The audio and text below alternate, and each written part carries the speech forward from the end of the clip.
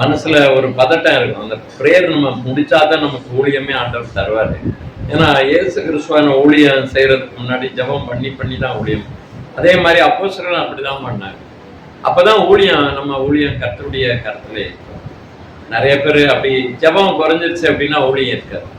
ஆண்டவர் இடைப்பட மாட்டார், பேச மாட்டார். அது உங்களுக்கு என்ன அப்படின்னா, அந்த ஜெபத்தை விட்டுட்டீங்க அப்படின்னா தேவன் உங்களுக்கு கொடுக்க வேண்டிய காரியங்கள் எல்லாம் அப்படியே தடையாய் நின்றுட்டு இருக்கு.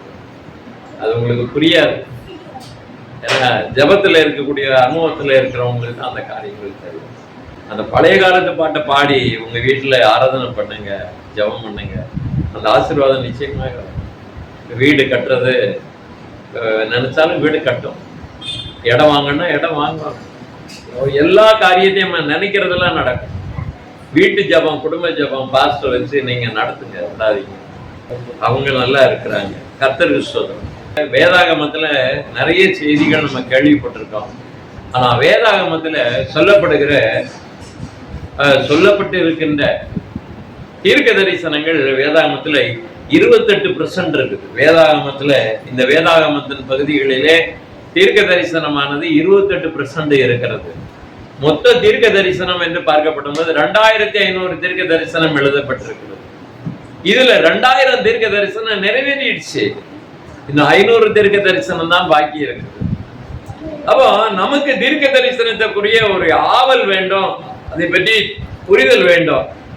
ஆண்டவர் என்ன பண்றாரு அப்படின்னு பார்த்தாக்க, யாருக்கு இந்த தீர்க்க தரிசனத்தை கொடுக்கிறார் என்று பார்த்தா, சங்கீத புஸ்தகம் 89வது அத்தியாயம் 19வது வசனத்தை வாசிக்கப்படும் போது ஆண்டவர் யாருக்கு கொடுக்கிறார்னா, நீர் உம்முடைய பக்தனுக்கு தரிசனமாகி சகாயம் செய்யத்தக்க சக்தியை ஒரு சௌகரியனால் மேல் வைத்து ஜனத்தில் தெரிந்து கொள்ளப்பட்டவர்களை உயர்த்துகிறார். ஆண்டவர் என்ன பண்றாரு, பக்தி உள்ளவனுக்கு தான் அந்த தரிசனத்தை கொடுக்கிறார். அப்போ நாம பக்தியா இருக்கோம் அப்படின்னா நமக்கு ஆண்டவர் தரிசனம் கொடுப்பாரு, நமக்கு தீர்க்க தரிசனம் கொடுப்பாரு. நம்ம வாழ்க்கையில பக்தி இருக்கிறதா? எந்த ஒரு மனிதன் பக்தியா இருந்தாலும் அவருடைய ஆண்டவர் பேசுகிறார் என்கிற ஒரு வார்த்தை இந்த நாட்களிலே நாம் கேட்டு இருக்கிறோம். எனக்கு பிரியமானவர்களே, இந்த காலகட்டங்களிலே சொப்பனங்கள் இருக்கு, தரிசனங்கள் இருக்கிறது. இந்த சொப்பனங்கள், தரிசனங்கள், தீர்க்க தரிசனங்கள் என்று பார்க்கப்படும் போது, அதை குறித்து வேதாகமத்தில் நாம் பார்க்கப்படும் போது கிட்டத்தட்ட எல்லாமே ஒன்றாகத்தான் காணப்படுகிறது. அதுக்கு இதுக்கும் பெரியதொரு வித்தியாசங்கள் காணப்படவில்லை. ஆனா என்ன அப்படின்னா, ஆண்டவர் தன் பக்தனுக்கு, தேவன் என்ன பண்றாரு, தன் சித்தத்தை வெளிப்படுத்துகிறார் என்கிற ஒரு காரியம் தான் இது உண்மையான ஒரு நிகழ்வு. இந்த சொப்பனம் எப்படின்னா, மனதுல கண்ட ஒரு அடையாளமான ஒரு காரியம். தரிசனம் என்பது நம் மனதிலே வெளிப்படுத்துகிற சில காரியம். இந்த போதனை என்பதாக நாம் வைத்துக் கொள்ளலாம்.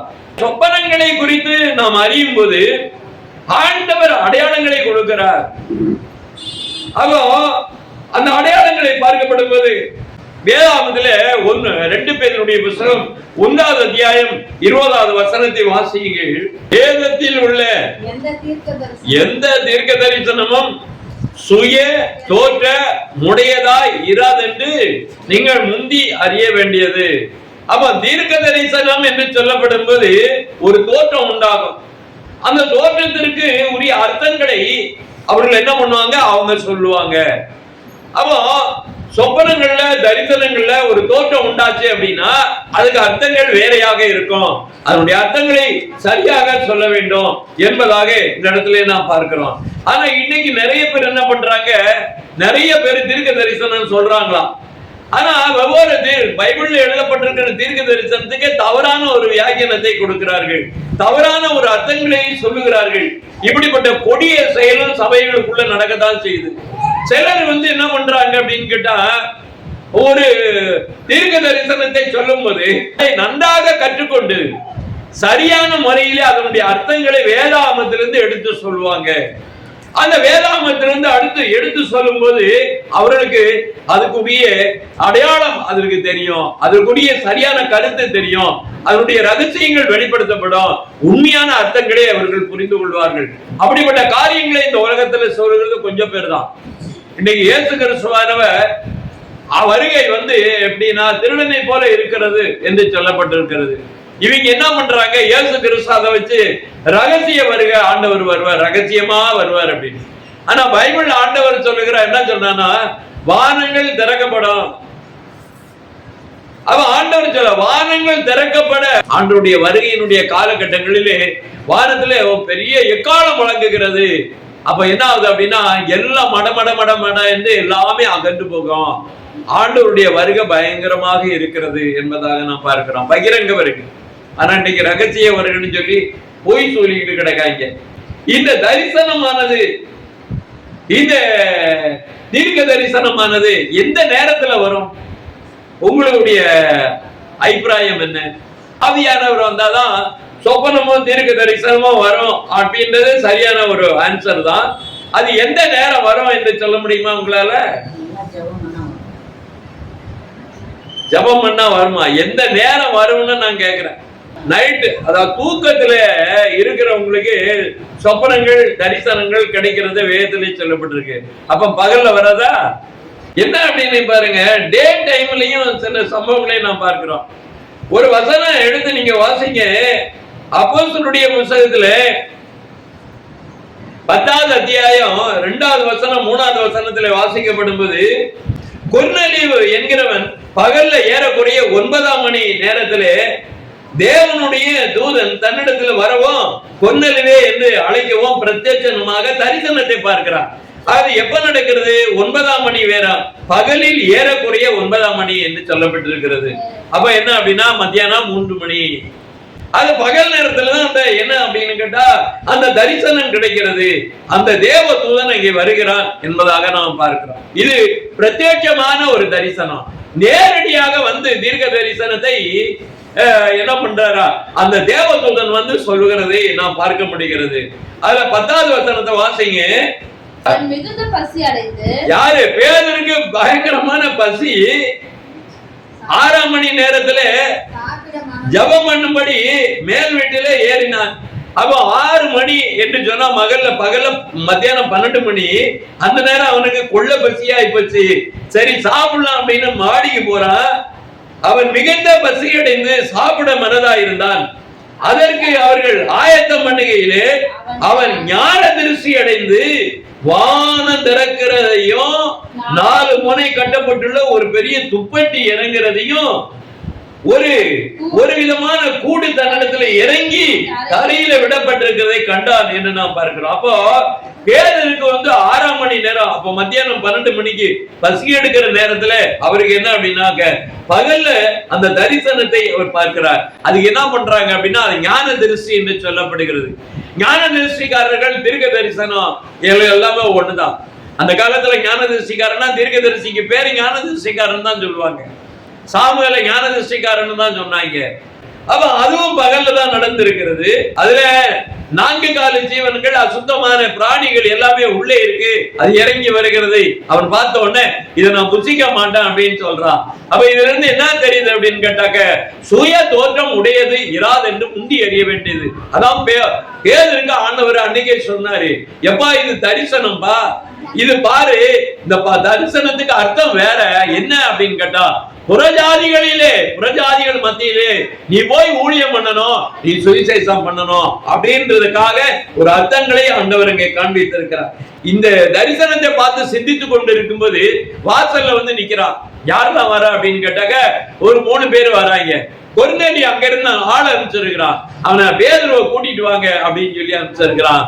கொர்நேலியு அனுப்பிச்ச ஆட்கள் பேதுருடைய வாசல்ல வந்து நின்னுட்டு இங்க சீமோன் பேதுரு இருக்கிறாரா அப்படின்னு கேட்டுட்டு அதுக்கப்புறம் அவரிடத்திலே நடந்த சம்பவங்களை சொல்லி அவரை அழைக்கும் போது அவர்கள் கடந்து போகிறார்கள். அப்போ சுய தோற்றம் இல்லை என்பதை இதுல நம்ம புரிஞ்சுக்கிட்டோம். நல்லா தெரிந்து கொள்ளுங்க. தீர்க்க தரிசனமானது வயசு வித்தியாசம் இருக்குதா? எந்த வயசுல அந்த தீர்க்க தரிசனம் வரும்? எந்த வயசுல இப்படிப்பட்ட தரிசனங்கள் வருகிறது?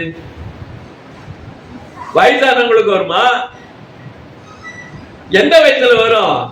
1 சாமுவேல் 3:8 இருந்து இந்த 10 வசனங்களை நாம பார்க்கப்படும் போது இதுல பாருங்க, அவனுடைய பாருங்க, அவன் எழுந்திருந்து எலியினிடத்தில் போய் இதோ இருக்கிறேன் என்று கூப்பிட்டீரோ என்றார். கர்த்தர் மறுபடியும் மூன்றாவது விசை, முதல்ல ஒரு தடவை சாமுவேல ஆண்டவர் கூப்பிடுறாரு, ரெண்டாம் தரம் கூப்பிடுறாரு. அவன் ஏறிட்ட போய் இந்த மாதிரி நீ கூப்பிட்டீரான்னு உடனே நான் கூப்பிடலையே. அப்ப அவனுக்கு தெரிஞ்சு போச்சு. நீ என்ன சொல்லணும் அப்படின்னா, கர்த்தாவே, அதாவது அப்பா யெகோவான்னு தான் அழைச்சாங்க.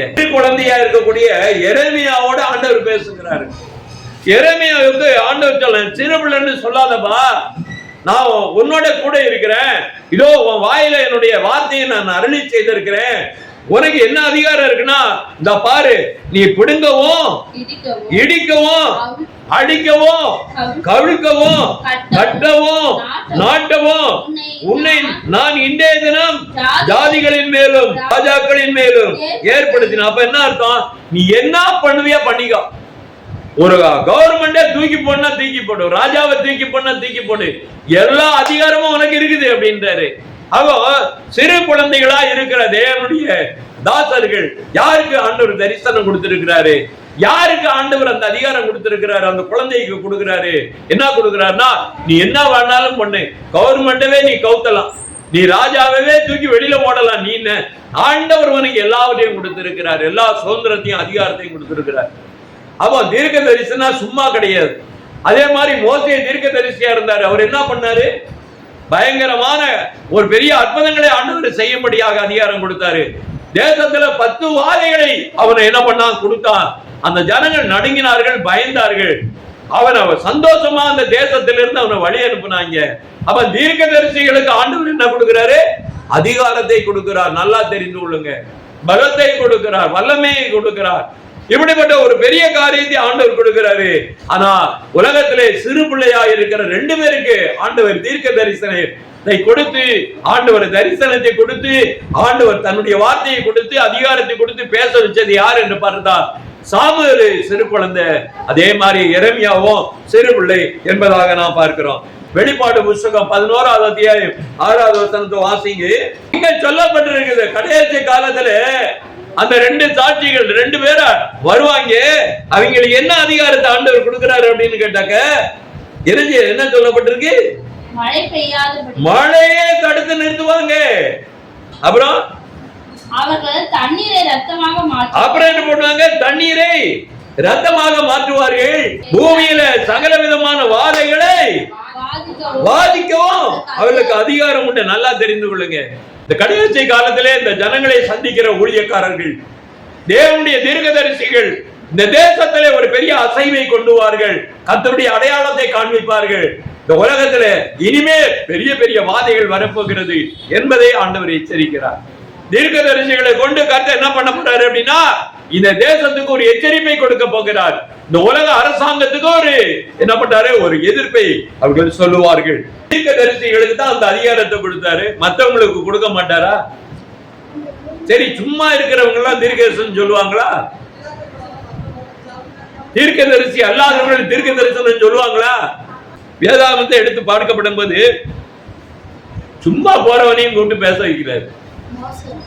ஆமோசுடைய புத்தகம் 7வது அத்தியாயம் 14-15 வாசிங்க. பின்னாலே போகிற பொழுது அவன் ஆடு மேய்ச்சிக்கிட்டு போற ஆளு என்னை கர்த்தர் அழைத்து, அவன் ஆடு மேய்ச்சிட்டு போறவன கர்த்தர் கூப்பிடுறாரு, நீ போய் என் ஜனமாகிய இஸ்ரவேலுக்கு விரோதமாக தீர்க்க தரிசனம் சொல்லு என்று சொல்லி ஆமோஸோட ஆண்டவர் பேசுகிறாரு. ஆமோஸ்ல 6வது அத்தியாயம் 14-15. ஆமோஸ் அமத்சியாவுக்கு பிரதியுத்தரமாக, நான் தீர்க்கதரிசி, என்ன வசனம் எடுக்கலையா? 7வது அத்தியாயம் சொன்னா 14 சொன்னா 15 சொன்னா ஏன் வாசிக்கல? ஆமோஸ் அமத்சியாவுக்கு பிரதியுத்தரமாக, நான் தீர்க்கதரிசி அல்ல, தீர்க்கதரிசி புத்திரனும் கிடையாது, நான் மந்தைய மேய்ச்சிக்கிட்டு இருக்கிறேன், காட்டத்தி பொருட்கள் பழங்களை, அதாவது அத்தி பழங்களை புரிங்கி அதை சாப்பிட்டுட்டு போவேன், அதை சேர்த்து வச்சுக்கிட்டு வீட்டுக்கு போவேன். மந்தையின் பின்னே போகிற என்னை கர்த்தர் அழைத்தார், என் ஜனமாகிய இஸ்ரவேலுக்கு விரோதமாக தீர்க்கதரிசனம் சொல்லு என்று கர்த்தர். அப்ப இதுல என்ன ஆச்சு? தீர்க்கதரிசி இல்ல, தீர்க்கதரிசி அல்லாதவனையும் ஆண்டவர் கூப்பிட்டு என்ன பண்ணாரு? தீர்க்க தரிசனம் சொல்லுன்ற. தேவன் யார் மூலமாக தீர்க்க தரிசனம் உரைக்கிறாரு? சும்மா இருக்கிறவனை கூட கூப்பிட்டு என்ன பண்ணுவாரு? தீர்க்க தரிசனம் சொல்லுவாரு. இது கர்த்தருடைய திட்டமாக இருக்கிறது, நன்றாக தெரிந்து கொள்ள வேண்டும். இதுக்கு அடையாளமாக என்ன அப்படின்னு கேட்டாக்க, ஆண்டவர் கடைசி காலத்துல கூட என்ன பண்றாரு அப்படின்னு கேட்டா, தீர்க்க தரிசனம் சொல்லுவதற்காக தேவன் என்ன பண்றாரு அப்படின்னா, சகல ஜனத்துக்கும் தீர்க்க தரிசனத்தை ஆண்டவர் கொடுக்கிறாரு. யாருக்கு விதி விலக்கு இல்லை. தீர்க்க தரிசனம் உரைக்கலாம், ஆனா தீர்க்க தரிசி ஆக முடியாது, அதிகாரம் கிடையாது. அவர்களுக்கு அதிகாரம் கொடுக்கல. தீர்க்க தரிசனம் உரைக்கலாமே தவிர அதிகாரம் கிடையாது. தீர்க்க தரிசிக்கு மட்டும்தான் தீர்க்க தரிசனமும் அதிகாரமும் கொடுக்கப்பட்டிருக்கிறது. அதை நல்லா புரிந்து கொள்ளுங்க. இப்போ இந்த தீர்க்க தரிசனத்தை ஆண்டவர் எதுக்காக இந்த உலகத்துல கொடுக்கிறாரு? ஏன் தீர்க்க தரிசனத்தை கொடுக்கிறாரு? ஏன் வேதாகமத்துல 28% தீர்க்க தரிசனம், 2500 தீர்க்க தரிசனம் இருக்கிறது, 2000 தீர்க்க தரிசனம் நடந்துருச்சு. அவ இது எதுக்காக கொடுக்கிறாரு? இந்த தீர்க்க தரிசனத்தை எதுக்காக கொடுக்கிறாரு? ஆண்டவர் என்ன அப்படின்னு கேட்டா, அவர் யார் என்பதை காண்பிக்கிறார். நான் ஆவியானவரா இருக்கிறேன் என்று சொல்லுகிறார். இயேசு கிறிஸ்துவானவர் சொல்லாரு, தேவன் ஆவியா இருக்கிறார் என்று சொல்லுகிறார். ஆண்டவர் சொல்லுகிறாரு லேவியாரம் புத்தகத்துல 11:44 வசனத்துல என்ன சொல்றாரு? நான் பரிசுத்தரா இருக்கிறபடியே நீங்களும் பரிசுத்தரா இருங்கன்னு சொல்றாரு. ஆண்டவர் பரிசுத்தம் நிறைந்தவராய் இருக்கிறார். அவர் பரிசுத்தராய் இருக்கிற காரியத்தை ஆண்டவர் வெளிப்படுத்துகிறார். அதுக்கு அடுத்த காரியம், ஆண்டவர் அன்புள்ளவராய் இருக்கிறார். 1 யோவானுடைய புத்தகத்துல 4:8 வசனத்தை வாசியே, அன்பில்லாதவன் தேவனை அறியான், தேவன் அன்பாக இருக்கிறார். அவர் அன்பாக இருக்கிறார் என்கிறதை உலகத்துக்கு வெளியில சொல்ல வருகிறாரு. அதுக்கப்புறம் அவர் எப்படிப்பட்டவர் என்றால், நீதிமொழிகளுடைய புத்தகம் 8:13 வசனத்தை வாசிங்க. நீதிமொழிகள் 8:13 வாசிங்க. தீமையை வெறுப்புகிறார். தீமையை வெறுப்பதே கர்த்தருக்கு பயப்படுகிற பயம், பெருமையும் அகந்தையும் தீய வழியும் புரட்டு வாயி நான் வெறுக்கிறேன். கர்த்தருக்கு தீமை பிடிக்காது, தீய எண்ணங்கள் பிடிக்காது, தீய சிந்தனைகள், தீய வார்த்தைகள் பிடிக்காது. அதெல்லாம் நான் வெறுக்கிறேன் என்று சொல்லுகிறார். தீமைகளை வெறுக்கிறவர் ஆண்டவர் என்பதாக நான் பார்க்கிறோம். 1 தீமோத்தேயு 2:4 வாசிங்க. ஆண்டவருடைய சித்தம் என்ன? எல்லா மனுஷனும் ரட்சிக்கப்பட வேண்டும் என்கிறதை கர்த்தர் விரும்புகிறார். இது அவருடைய எண்ணமாக இருக்கிறது. அவ இதுக்காகத்தான் இந்த தீர்க்க தரிசனத்தை நமக்கு சொல்லிக் கொடுக்கிறார். தீர்க்க தரிசனத்தின் மூலமாக இதை நம்ம கற்றுக் கொடுக்கிறார். தீர்க்க தரிசனத்தின் மூலமாக இந்த உலகத்திற்கு எல்லாவற்றையும் உணர்த்துகிறார். அந்த தூதை கொடுத்து அதுக்கப்புறமாக தேவன் என்ன பண்ணுகிறாரு?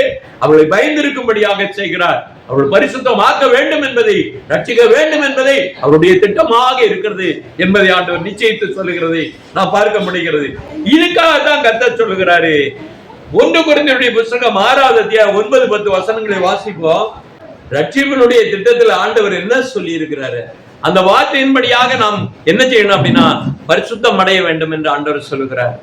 அநியாயக்கார தேவனுடைய ராஜ்யத்தை சுதந்தரிப்பதில்லை, வஞ்சிக்கப்படாதீர்கள் என்று சொல்லுகிறார். வேசி மார்க்கத்தார்கள், விக்கிர ஆராதனைக்காரர்கள், விபச்சாரக்காரர்கள், சுயபுணர்ச்சிக்காரர்கள், ஆண்முணர்ச்சிக்காரர்கள், திருடர்கள், பொருளாசைக்காரர்கள், வெறியர்கள், உதாசீனர்கள், கொள்ளைக்காரர்கள் தேவனுடைய ராஜ்யத்தை சுதந்தரிப்பதில்லை.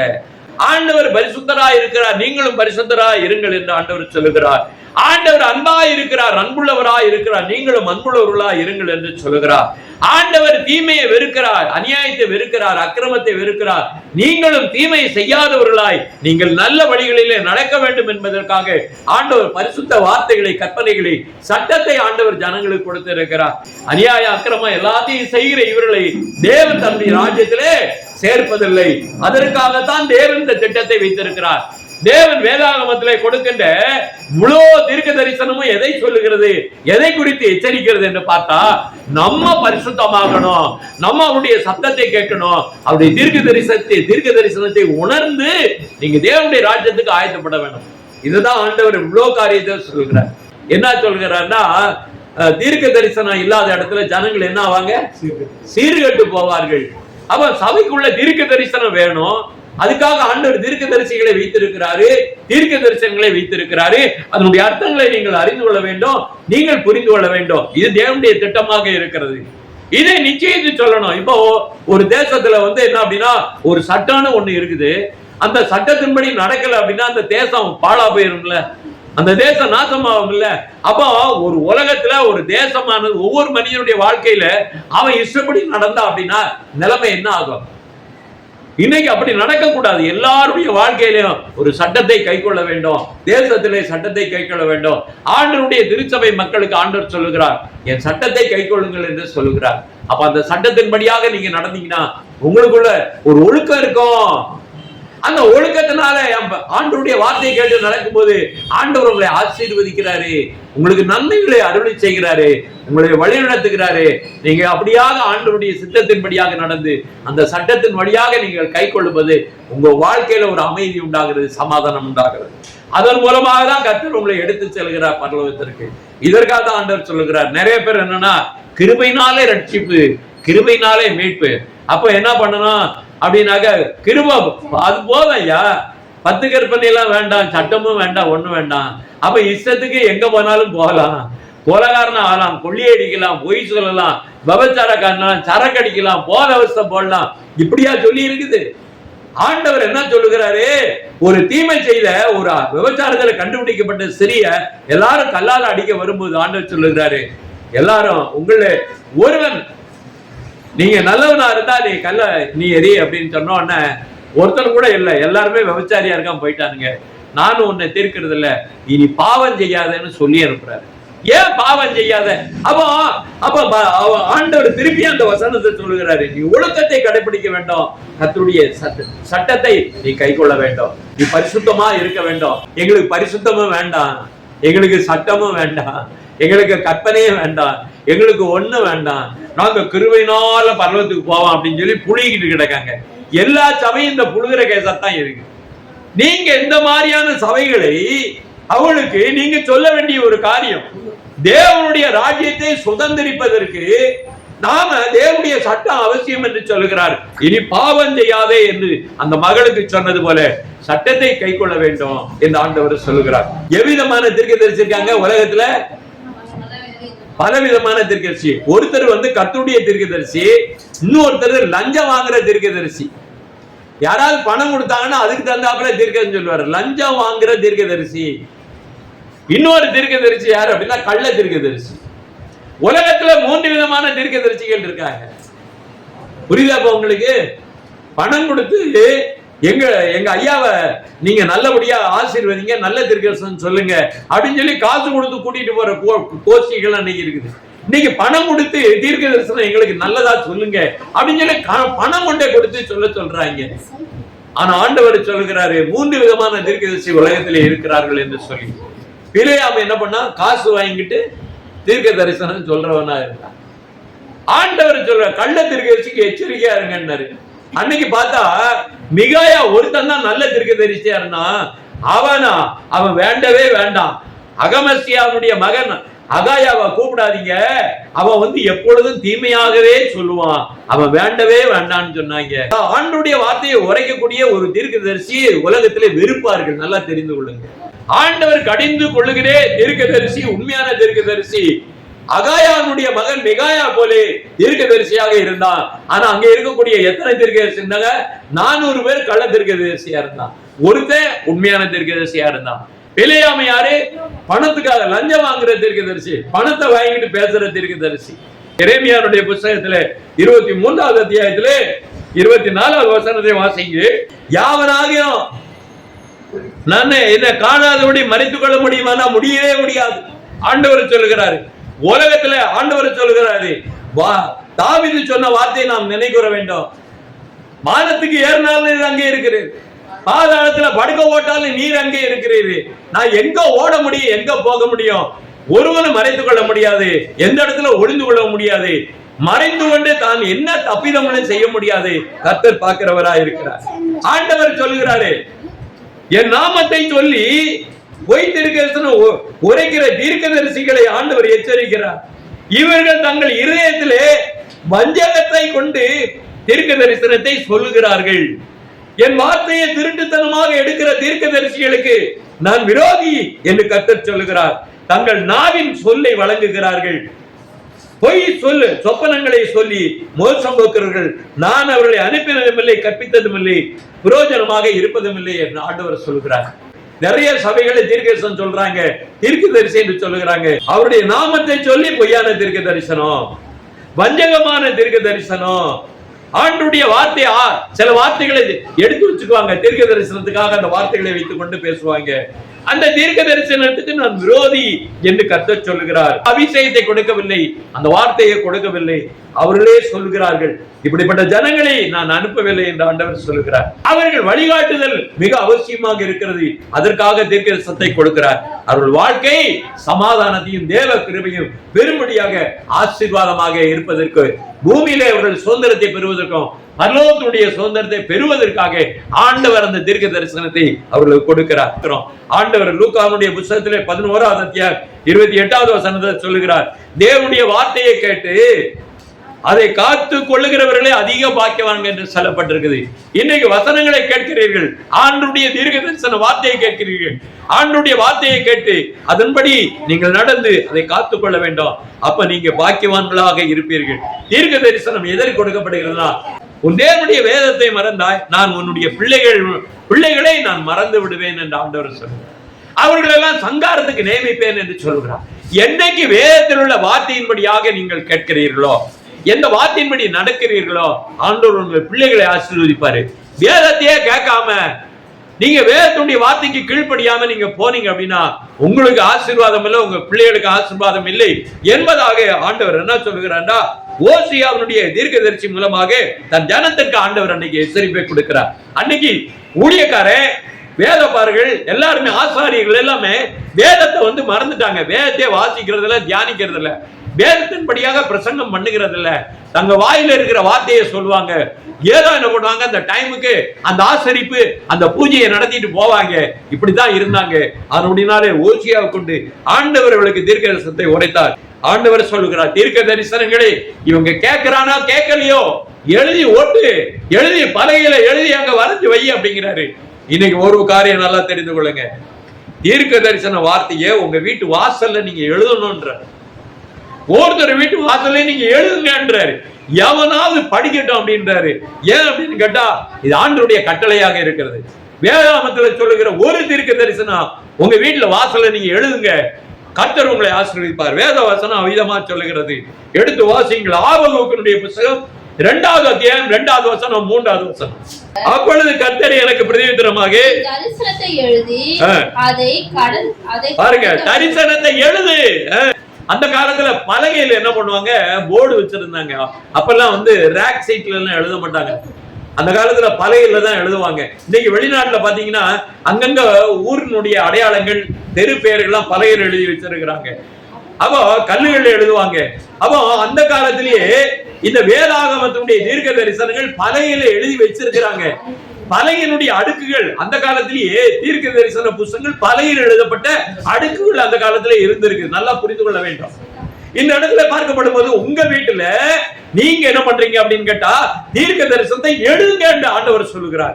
அப்ப இது எதுக்கு அப்படின்னு பார்த்தா, அது வழியா போறவன் வாரவன் அதை வாசிக்கிட்டோம் ஆண்டவர் சொல்லுகிறார். இந்த காரியத்தை நீங்க என்னைக்காவது செஞ்சிருக்கீங்களா? சொல்லியிருக்காரு ஆண்டவர் இவ்வளவு காரியங்களை சொல்லி. அந்த காலத்துல வீடுகள்ல வசனங்களை எழுதுவாங்க. தீர்க்கதரிசனத்தை எழுதி வை, கண்டிப்பா நடக்கும் அப்படின்னு ஆண்டவர் சொல்லுகிறார். அதனுடையனாலே தேவனுடைய பிள்ளைகளே, தீர்க்க தரிசனத்தை இந்த உலகத்திற்கு நாம் அறிவிக்கிற தேவ பிள்ளைகளாக ஆண்டவர் உங்களை என்னையும் ஆண்டவர் அழைத்திருக்கிறாரு. இன்னைக்கு நீங்க பேசக்கூடிய ஒவ்வொரு வார்த்தைகளையும், கேட்கக்கூடிய ஒவ்வொரு வார்த்தையும் தீர்க்க தரிசனமாக நீங்க பேசுங்க. எந்த ஜனமும் ரட்சிக்கப்படுவாங்க, எந்த ஜனமும் மீட்கப்படுவாங்க. நீங்க தீர்க்க தரிசனத்தை பேசாம இருந்தீங்கன்னா ஜனங்கள் பயப்பட மாட்டாங்க, நல்ல வழிக்கு வர மாட்டாங்க. 1 தீமோத்தேயு 4வது அத்தியாயம் 14வது வசனம். அப்ப என்ன, சபையில இருக்கக்கூடிய மூப்பர்கள், ஊழியக்காரர்கள் உங்க தலையில வச்சு ஜெபம் பண்ணுனாங்கன்னா உங்களுக்கு தீர்க்க தரிசன வரம் கண்டிப்பா வரும். அந்த தீர்க்க தரிசன வரத்தை நீங்கள் பெரும்படியாக ஆண்டவர் சொல்லுகிறாரு. திருச்சபைக்கு ஒரு அதிகாரம் இருக்கிறது, மூப்பர்களுக்கும் ஊழியக்காரருக்கு ஆண்டவர் அதிகாரம் கொடுத்திருக்கிறார். உங்க மேல கை வச்சு ஜெபம் பண்ணாருன்னா உங்களுக்கு தீர்க்க தரிசனம் வர கொடுக்கப்பட்டிருக்கிறது. அப்போ நீங்க தீர்க்க தரிசி இல்லதான், ஆனா தீர்க்க தரிசனம் வரம் உங்களுக்கு ஆண்டவர் கொடுக்கிறார். நிறைய பேர் சொப்பனத்துல தரிசனத்துல பார்த்து ஐயா நான் பார்த்தேன், ஐயா இது நடக்கும்னு பார்த்தேன், நடந்தது ஐயா அப்படின்னு சொல்லி நிறைய பேர் சாட்சி சொல்லுவாங்க. ஆண்டவர் தீர்க்க தரிசன வரத்தை சபையில எல்லாருக்குமாக வைத்திருக்கிறார் என்று நீங்கள் புரிந்து கொள்ள வேண்டும். எந்த ஊழியக்காரன் நல்ல அபிஷேகம் பண்ணப்பட்ட ஊழியக்காரனா இருக்கணும். எலியாட்ட எலிசா இருந்தாரு, அதிகாரம் இருந்தது. உண்மையான ஊழியக்காரன், அபிஷேகம் பெற்ற ஊழியக்காரன் நீங்க கைகளை வச்சு ஜெபம் பண்ணீங்கன்னா அந்த வாரம் நிச்சயமா உங்களுக்குள்ள கிரியை செய்யும், உங்களுக்குள்ள வரும். இது வேதாகமத்தினுடைய சாட்சியாக இருக்கிறது. இரண்டாம் புத்தகத்திலே 11வது அத்தியாயம் 25, 26 வாசிங்க. கர்த்தர் மேகத்திலே இறங்குகிறார், அவனுடைய பேசி அவன் மேல் இருந்த ஆவியை பாருங்க மூப்பராகி அந்த 70 பேர் மேலே வைத்தார். அந்த ஆவி அவர்கள் மேல் வந்து தங்கின மாத்திரத்திலே தீர்க்க தரிசனம் சொன்னார்கள், சொல்லி ஓய்ந்தார்கள் என்பதாக நான் பார்க்கிறேன். அப்ப ஆண்டவர் என்ன பண்றாரு அப்படின்னா, இயேசு கிறிஸ்துவினுடைய சீசர்கள் 12 பேர் மாத்திரம் இல்ல, 70 பேர்களை ஆண்டவர் முதல்ல தெரிந்தெடுத்தார். ஆண்டவர் என்ன பண்றாரு அப்படின்னா, ஆதி காலத்திலே நடந்ததை அப்படியே இங்கே என்ன பண்றாரு காண்பிக்கிறாரு. எல்லாருக்கும் தீர்க்க தரிசனத்தை, ஆனா தீர்க்க தரிசிகள் அல்ல, தீர்க்க தரிசனம் சொல்லுகிற அதிகாரத்தை ஆண்டவர் கொடுத்திருக்கிறார். யார் யார் பரிசுத்த ஆவியை பெறாங்களோ அவங்களுக்கு எல்லாம் தீர்க்க தரிசனம் வர இருக்கிறது. இது வேதாகமம் சொல்லுகிறது. அல்லேலூயா, அல்லேலூயா. அப்போஸ்தலருடைய புத்தகம் 19வது அத்தியாயம் 6வது வசனத்தை வாசிங்க. ஆவியானவர் இறங்குற இடத்துல அந்நிய வாசையும் தீர்க்க தரிசனமும் இருக்கிறது. தீர்க்க தரிசனம் வாராங்க கர்த்தர் கொடுத்த ஆவியானவர் யார் மேல இருக்கிறாரோ அவங்களுக்கு எல்லாம் அந்த அபிஷேகத்தை கொடுக்கிறார், அந்த வரத்தை கொடுக்கிறார் என்பதை நான் பார்க்கிறோம். ஒரு காரியத்தை நீங்க புரிந்து கொள்ள வேணும். அப்போஸ்தலர் 7:55 வாசிங்க. அவன் பரிசுத்த ஆவியினாலே நிறைந்தவனாய் வானத்தை அண்ணாந்து பார்த்து தேவனுடைய மகிமையையும் தேவனுடைய வலது பாரிசத்தில் இயேசுவான நிக்கிறதை கண்டான். இதுதான் முக்கியம். பரிசுத்த ஆவி நீங்க பெறல அப்படின்னா, பரிசுத்த ஆவி உங்கள்ட்ட இல்ல அப்படின்னா இயேசுவை தரிசிக்க முடியாது, பரலோகத்துடைய எதையும் பார்க்க முடியாது, பரலோகத்துக்கு போகவும் முடியாது, கர்த்தருடைய மகிமையும் பார்க்க முடியாது. இதுதான் உங்களுக்கு அடையாளம். நான் சொல்றேன், தேவனுடைய அபிஷேகத்தோட நீங்க இருக்கணும், ஆண்டவருடைய வரத்தை பெற வேண்டும், பரிசுத்த ஆவியினாலே நிறைந்து கர்த்தருடைய வருகையும் பார்க்க முடியும், தரிசனத்தை பார்க்க முடியும். ஒரு மனிதன் மரிக்கிறான் அப்படின்னாக்க அவன் நிச்சயமாக என்ன பண்ணுவான், ஆண்டவரை தரிசித்து தான் அவன் மரிப்பான். பரலோகத்துடைய தரிசனத்தையும் எல்லாத்தையும் பார்த்துட்டு தான் அவன் மரிப்பான். ஏன் அப்படின்னு கேட்டா, ஆண்டவர் அவனுக்கு ஒரு தைரியத்தை கொடுக்கிறார், ஒரு வரத்தை கொடுக்க. என்ன கொடுக்கிறார்னா, உனக்கு பரலோகம் இருக்குதாப்பா, இதோ பரலோகத்தில் நான் இருக்கிறேன், நீ நம்பிக்கையோட போ, நீ என்னிடத்துல நீ திரும்ப வருவேன்றத கடைசி நேரத்துல ஆண்டவர் காண்பிப்பார். அல்லேலூயா. உண்மையான பரிசுத்தவான்களுக்கு பரலோக தரிசனம் உண்டு, கர்த்தருடைய மகிமையை காணும்படியான கிருபை தரும். அதனாலதான் அவன் செத்தாலும் சந்தோஷமா சாவான். இந்த உலகத்துல சாவுற மூஞ்ச பாருங்க, கர்த்தருடைய பிள்ளை இறந்ததுன்னா அவன் முகத்தை பாருங்க, அவன் சந்தோஷமா அவன் முகத்துல. காரணம் என்ன, அவன் பரலோகத்துல ஆண்டவரை பார்த்துட்டான், பரலோக தரிசனத்தை பார்த்துட்டான், நான் பரலோகத்துக்கு போவேன் என்கிற அந்த நம்பிக்கையில அவன் சந்தோஷத்துல அவன் கடந்து போகிறான், அவன் ஆண்டவரிடத்திலே செல்லுகிறான். இதுதான் இதனுடைய அடையாளம். நல்லா தெரிந்து கொள்ளுங்க. அப்படின்னாலே நாம் தேவ வசனத்துக்குள்ள தீர்க்க தரிசனத்தை குறித்ததான நிறைய காரியங்களை கற்றுக்கொள்ள வேண்டும், அறிந்து கொள்ள வேண்டும். நிறைய பேருக்கு சொல்லுங்க, நிறைய பேருக்கு அது ஆசீர்வாதமா இருக்கும். அந்த ஆவியை நீங்கள் பெறும்போது உங்களுக்குள்ள அந்த தரிசனம், அந்த வரம் கிரியை செய்யும். கர்த்தர் உங்களிடத்துல இடைப்படுவார், பேசுவார். சிறு குழந்தைகள்கிட்ட கூட ஆண்டவர் பேசுறாரு, நம்ம அதை பார்த்தோம். எரேமியா சிறு குழந்தை தான் பேசினாரு, சாமுவேல் சிறு குழந்தை தான் கர்த்தர் பேசினாரு. ஆண்டவர் என்ன பண்ணாருன்னா, பிடுங்கவும் நாட்டவும் கவிழ்க்கவும் உனக்கு எல்லா அதிகாரத்தையும் கொடுக்கிறேன். தீர்க்கதரிசிக்கு அதிகாரங்கள் இருக்கிறது, அதுபோல மோசைக்கு அந்த அதிகாரம் இருந்தது. நல்லா தெரிந்து கொள்ளுங்க. அவ்விதமாக எலிசாவுக்கு அந்த அதிகாரம் இருந்தது. இவ்விதமாக தேவனுடைய அதிகாரம் தீர்க்கதரிசிகளுக்கு இருக்கிறது. அவர்களாலே நீங்க உங்களை தொட்டு உங்களை அபிஷேகம் பண்ணுகிறாங்க அப்படின்னா உங்களுக்கு தீர்க்கதரிசன வரம் இருக்கும். இதை புரிந்து கொள்ளுங்க. கர்த்தர் உங்களை ஆசீர்வதிப்பாராக. ஆமென்.